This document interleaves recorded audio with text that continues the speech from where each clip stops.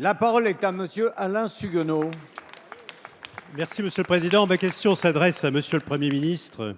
Vous arrivez à la fin de cette mandature. Le Président de la République a renoncé depuis longtemps déjà. Vous êtes donc le seul à assumer le bilan de ces 5 années. Les 3 candidats socialistes ou assimilés à l'élection présidentielle dénoncent allègrement les échecs de cette politique. Échec économique. Le chômage n'a pas baissé, bien au contraire, malgré les plans de formation, malgré quelques artifices de présentation. Échec sur le plan de la croissance. Échec pour notre balance sociale. Échec sur le plan de la dette qu'il va falloir rembourser avec des taux d'intérêt qui remontent dangereusement pour la France. Échec pour le pouvoir d'achat des ménages qui ne cesse de baisser avec au surplus la menace d'une inflation qui remonte allègrement. Échec diplomatique, la voix de la France n'est plus audible. On l'a vu dans la partie de ping-pong qui se livrent messieurs Trump et Poutine. On le voit avec notre partenaire allemand, on l'a vu en Syrie. Échec institutionnel, monsieur le Premier ministre. La polémique d'aujourd'hui met gravement en cause l'indépendance du pouvoir législatif et donc de l'état de droit, qui est mort aussi avec Notre-Dame-des-Landes. Je n'évoque même plus l'indépendance de la justice. Mais le plus gros échec est sans doute celui de l'unité nationale. Je veux parler de nos territoires. La France des territoires est à l'agonie. Les réformes engagées depuis 5 ans n'ont pas été sollicitées par nos compatriotes. La baisse des dotations et la réforme des rythmes scolaires ont ruiné les collectivités locales et augmenté de fait la fiscalité. Les nouveaux découpages cantonaux et intercommunaux imposés sans concertation ont contribué à éloigner le citoyen des pouvoirs de décision.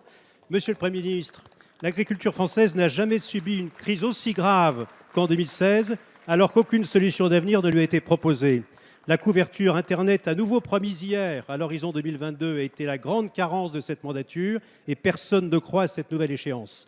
Monsieur le Premier ministre, il manque à la France une vraie volonté, une vraie politique d'aménagement des territoires ruraux. Alors que vous allez attendre bientôt le 3e âge de la civilisation, c'est-à-dire après l'âge de pierre, l'âge du bronze, l'âge de la retraite, avez-vous à cette échéance un regret et pourquoi pas une idée dont les candidats, quels qu'ils soient, pourraient s'inspirer pour sauver enfin la ruralité? Merci.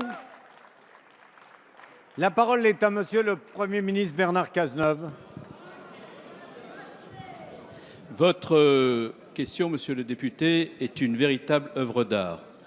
Parce que arriver en 2 minutes à évoquer autant de sujets, entremêlés les uns dans les autres, sans qu'on comprenne vraiment où vous voulez en venir, était un exercice vraiment de très haute voltige rhétorique et parlementaire, auquel, malgré tout, je vais essayer de répondre. Le premier point sur lequel je voudrais vous répondre, c'est sur la situation de l'économie. J'ai essayé de le faire tout à l'heure, même si le temps nous est toujours compté pour aller au fond des choses, en évoquant la situation budgétaire. Mais je pourrais parler de la situation des entreprises que vous avez évoquée. Lorsque nous sommes arrivés en situation de responsabilité, les marges des entreprises étaient totalement effondrées. La compétitivité de nos entreprises avait été continuellement dégradée. Nous avions perdu 150 000 emplois industriels. Qu'avons-nous fait ? Nous avons mis en place effectivement, contrairement à ce que vous avez dit dans votre question, un dispositif d'allègement des charges des entreprises à travers le pacte de responsabilité qui a permis de consentir pour les entreprises 40 milliards d'efforts qui auront conduit le gouvernement à créer les conditions d'une restauration de 2 points des marges des entreprises, ce qui nous permet aujourd'hui d'être dans une situation qui est meilleure que celle qui existait avant la crise de 2008 pour les entreprises. Et c'est parce que nous avons fait cela, monsieur le député, que l'investissement industriel est reparti et atteint aujourd'hui 3,4%, là où il était négatif lorsque vous étiez en situation de responsabilité. C'est parce que nous avons mené cette action qu'en 2016, le chômage a reculé de 107 000 personnes et que le chômage des jeunes est inférieur aujourd'hui à ce qu'il était pendant le quinquennat de Nicolas Sarkozy. Mais cela, bien entendu, vous ne l'évoquez pas parce que vous faites campagne avec une idée et une seule, c'est abaisser l'image de notre pays continuellement aux yeux du monde pour des raisons politiciennes en essayant de nier les efforts qui ont été faits continuellement par ce gouvernement.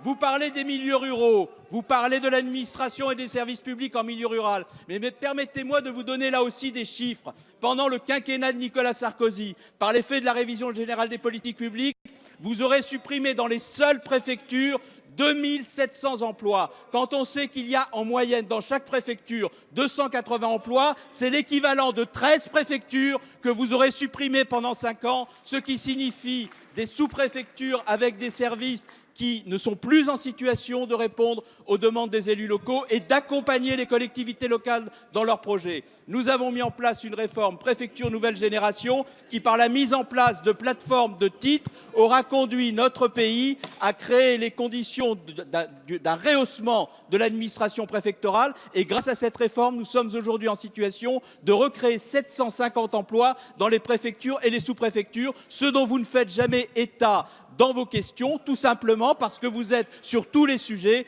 dans l'instrumentalisation de la peur et dans la falsification des faits, comme si vous aussi, vous aviez décidé de mener une campagne en faisant une campagne niant les faits et la réalité. Enfin, pour ce qui concerne les services en milieu rural, ce que nous avons fait sur la DETR, ce que nous avons fait avec les maisons de santé, ce que nous avons fait avec les maisons de services publics, nous conduit aujourd'hui à ouvrir dans tous les territoires des services publics qui n'existaient pas. Croyez-moi, au moment du bilan, au moment de regarder la situation en face, les Français seront en situation de faire la différence entre ce que vous avez fait et ce que nous faisons, entre vos mensonges et notre discours de vérité.